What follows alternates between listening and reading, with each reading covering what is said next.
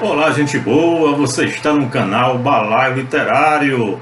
Eu sou Antônio da Costa, escritor e poeta, e vamos aqui dar sequência, né? Vamos direto ao assunto. Você já pensou em escrever um livro? Mais um capítulo deste livro de Sônia Belotto, que estaremos comentando até o final, depois entrando em outros aspectos da escrita e da leitura propriamente dita. Desta feita, vou estar falando com vocês sobre os 6 personagens do processo de escrever. Você sabe quais são? Vai saber agora. O processo de escrever pode ser comparado a uma peça de teatro na qual temos que representar 6 personagens distintos. Mas para que essa peça seja bem sucedida, os 6 papéis não podem ser confundidos. Cada personagem tem características peculiares e deve entrar sozinho no palco. Eles têm funções bem determinadas e momentos certos nos quais devem atuar. Se os papéis forem misturados, o processo não funciona. Muitas pessoas acreditam que o processo de escrever é doloroso simplesmente porque não sabem representar os personagens de maneira correta. Quais são eles? Vamos lá. Primeiro, o garimpeiro. O primeiro personagem a atuar é o garimpeiro. Um garimpeiro não fabrica joias, ele busca pedras preciosas em estado bruto na natureza. Quando estamos interpretando o papel do garimpeiro, nossa única função é colher material bruto. Pode ser usado na produção, para ser usado na produção dos textos. Papel e caneta sempre à mão são nossas ferramentas de trabalho. O bom garimpeiro não deixa passar nenhuma ideia valiosa. A partir de agora, tenha sempre com você um pequeno bloco de papel e uma caneta. Quando surgir a ideia interessante, ela deve ser imediatamente anotada. Jamais confie na memória. Observar o mundo com olhos de garimpeiro exige uma certa prática, mas não tem nada de complicado. Basta anotar no seu bloco tudo o que lhe aparecer ou lhe parecer matéria-prima para usar nos textos. Com a experiência, você conseguirá colher material cada vez mais precioso. É só começar. Por exemplo, eu tenho uma amiga que sempre pega a xícara com a mão esquerda. Na primeira vez que notei esse fato, perguntei a ela por que fazia isso, já que não era canhota. Então ela me explicou que eu usava a mão esquerda sabendo que a maioria das pessoas pega a xícara com a mão direita. Assim ela corria menos risco de pôr a boca no mesmo lado que as outras pessoas. Essa explicação me pareceu curiosa, por isso anotei imediatamente. Noutra ocasião, conversando com um colega, ele me disse acreditar que muitos adultos têm distúrbios psicológicos porque as histórias infantis são assustadoras.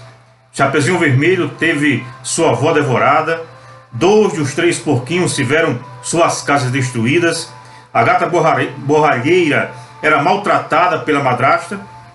Além disso, as músicas de Niná falam sobre uma cuca que vem pegar, o boi e a cara preta e outras coisas do tipo.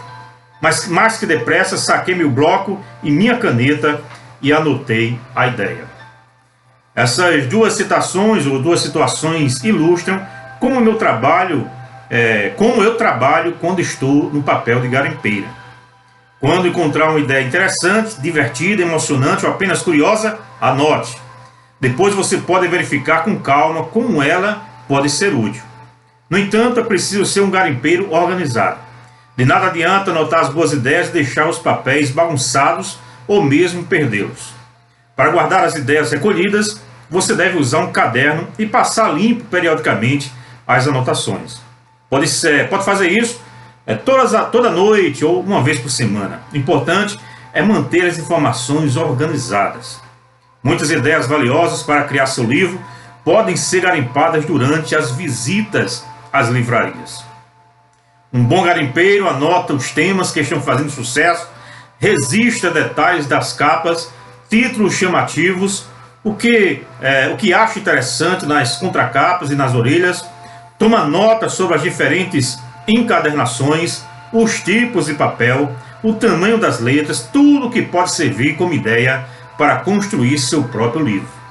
Trabalhe como garimpeiro de ideias por algumas semanas e depois consulte seu caderno. Você descobrirá um verdadeiro tesouro para produzir textos e livros. Pode acreditar. Bem, Deixe-me contar aqui uma experiência particular, né? Há muito tempo que eu faço anotações e eu gosto de usar uma agenda. Sempre tenho agendas, né, à mão. E é interessante também, você pode achar a agenda cara, você pode fazer, que muitas vezes eu fiz. Deixe passar um tempo, quando for lá para março, abril, você vai ver que algumas livrarias fazem promoção ou promoções de agendas que já se tornaram ultrapassadas. E aí você pode adquirir essas agendas, né, por um preço muito mais acessível, né? Eu faço muito isso, até para, né, economizar, porque agendas antes de começar o ano ficam mais caras, né? E por que agenda? Porque elas são bem preparadas, tem folhas, né, à vontade que você pode anotar, são fortes, resistem, né? Enfim, e é um tamanho que dá para você levar em qualquer espaço, e tem até agendas menores do que esta. Bem, é uma dica que, né, eu estou passando para vocês. Eu tenho várias agendas com várias anotações. Vez por outra eu tenho um tempo para pegar uma antiga, rever algumas anotações, algumas coisas que não me interessam mais eu vou cortando, vou reescrevendo outras coisas, e daí surgiu realmente vários textos. Segundo tipo é o planejador. O segundo personagem é o planejador. Nesta etapa, você selecionará dentre o material garimpado as ideias que serão desenvolvidas no texto. O garimpeiro colhe pedras brutas, o planejador escolhe as melhores e estabelece um plano para lapidá-las e montar uma joia. Não é função do planejador criar o texto, mas a estrutura sobre a qual o texto será desenvolvido. Se o trabalho for a criação de um livro, o planejador cria a sinopse da história e determina como será a divisão dos capítulos e o que cada um conterá.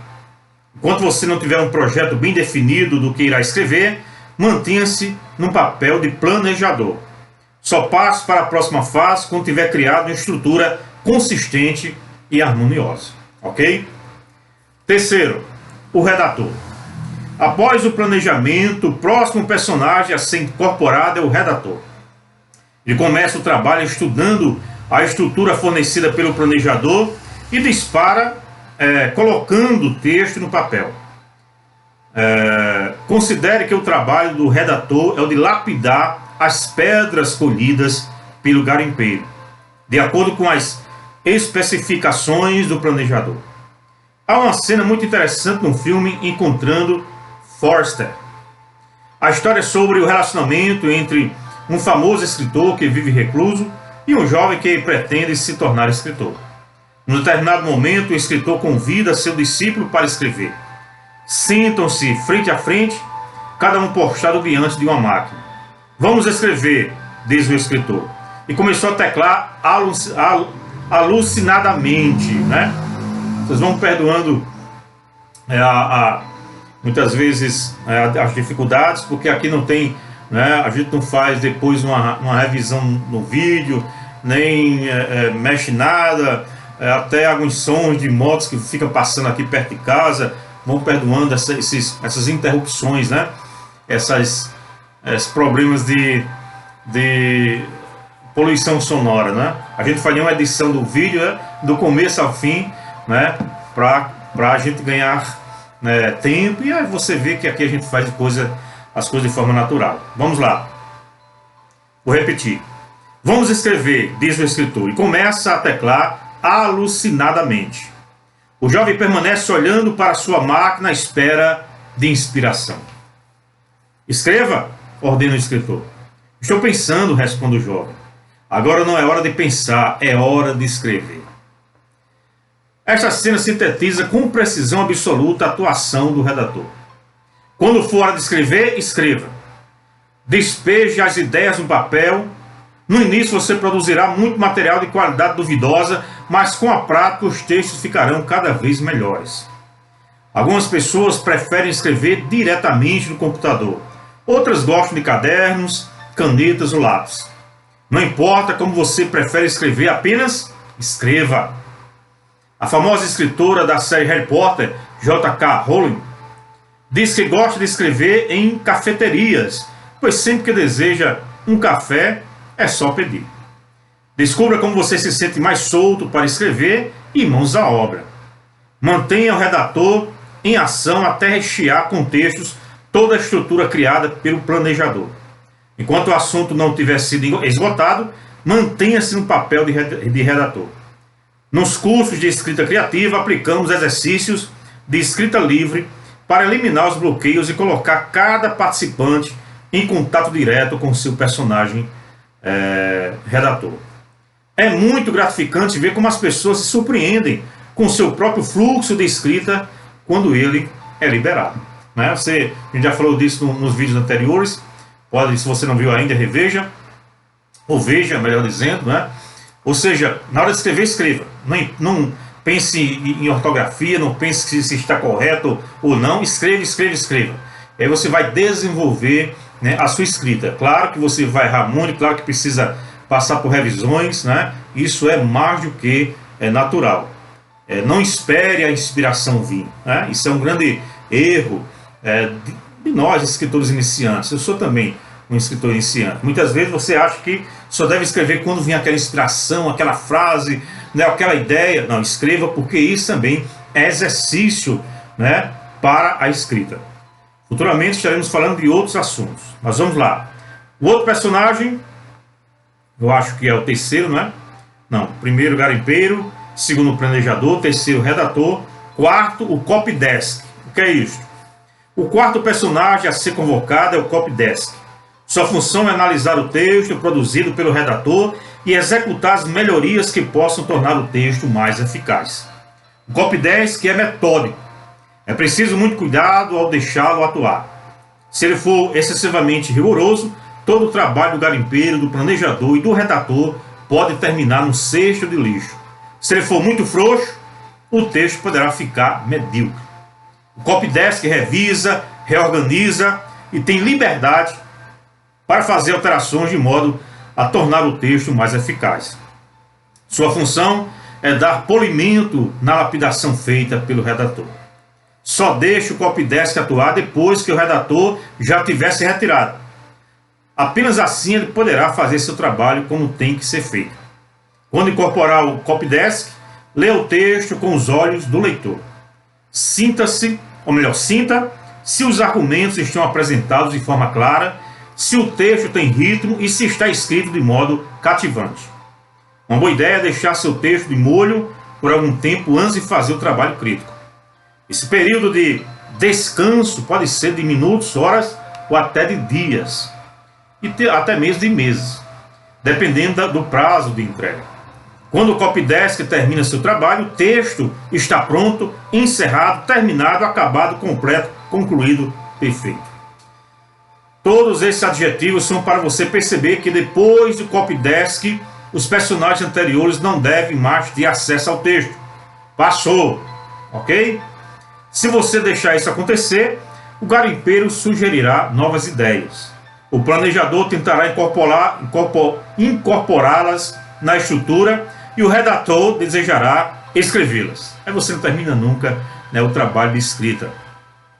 Daí o copydesk terá que ser chamado novamente para finalizar o novo texto e o processo se perpetuará num círculo vicioso. Portanto, procure fazer cada personagem atuar uma e somente uma única vez. Caso contrário, você ficará acrescentando coisas e aperfeiçoando o texto por toda a eternidade. Bem, eu quero apenas concluir aqui de forma bem breve. Eu não queria fazer textos ou vídeos muito longos, né? Mas se você tem um pouquinho de paciência, assiste mais um pouco. Eu quero só concluir com os outros dois personagens. Vou fazer aqui um resumo do capítulo para não ficar também muito extenso. Outro problema também, ou melhor, outro personagem, o gerente de prazos. O escritor Luiz Fernando Veríssimo costuma dizer que a sua musa inspiradora é o prazo que tem para entregar seus textos. E este é o papel do quinto personagem, garantir que cada etapa seja realizada em um tempo pré-estabelecido. Portanto, é fundamental que cada um dos personagens seja estipulado num prazo de entrega. Caso contrário, você correrá o risco de não conseguir ver seu livro pronto. Porque se cada personagem não tiver um prazo de entrega, poderá continuar infinitamente com as suas funções. O sexto personagem, o divulgador. O sexto e último personagem a ser incorporado é o divulgador. Para entender sua função, vamos recorrer a uma pequena fábula. Era uma vez uma fazenda na qual as galinhas construíram impérios econômicos a partir da venda de ovos que punham. Certo dia, uma galinha ficou sabendo que suas amigas, as patas, estavam passando por graves dificuldades financeiras. Intrigada, ela chamou um assessor e disse: não entendo por que as patas estão passando necessidades. Afinal, elas põem ovos maiores e mais nutritivos que os nossos. Vai e descubra a causa do problema. 2 dias depois, a assessora trouxe a resposta. Prezada chefe, descobrimos a causa da penúria das nossas amigas patas. É um problema de divulgação. Quando elas põem ovos, quase não fazem barulho. Ninguém fica sabendo. Nós, galinhas, fazemos um verdadeiro escândalo. Essa é a diferença. Ou seja, de nada adianta criar um texto primoroso se ninguém vai ficar sabendo que ele existe. É preciso publicá-lo. Note que a palavra publicar tem a mesma raiz da palavra público.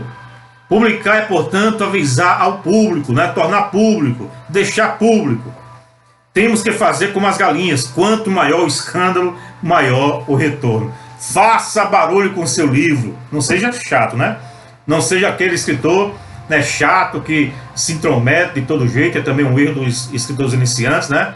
Pessoa chata demais termina afastando o leitor do seu livro. Ok? Bem, aqui tem algumas considerações finais. Eu vou apenas pular para os 2 últimos parágrafos. Diz assim: seja perseverante e paciente. Se você se mantiver produzindo e divulgando seu trabalho, as coisas começarão a acontecer e as portas se abrirão. O caminho é este. Basta ter vontade e disposição para percorrê-lo. Não há dúvida que vale a pena. Como conselho final e conclusão de tudo que foi exposto, saiba diferenciar e usar os 6 personagens que envolvem o trabalho do escritor: garimpeiro, planejador, redator, copydesk, gerente de prazos e divulgador. Trabalhando com eles, você descobrirá que produzir textos é uma atividade prazerosa e gratificante. Ok? Muito bem. E hoje você tem muito mais recursos. Você tem a internet que você pode usar de várias formas, né? São várias as plataformas. Bem, deixa eu ficar por aqui para que o vídeo não fique muito longo. Próximo vídeo vai ser criando textos eficazes. Espero que você esteja gostando. Se você não está inscrito, se inscreva no nosso canal. Ele é nosso, né? Comente, curta, divulgue, dê a sua opinião com relação aos vídeos, com relação aos textos. Tem muita coisa ainda para a gente ver, para a gente ler, para a gente apresentar, para que a gente possa crescer juntos, ok? Muito obrigado pela sua atenção e pela sua paciência. Que Deus abençoe a sua vida grandemente e que possamos retornar aqui no próximo vídeo, se Deus quiser. Até breve.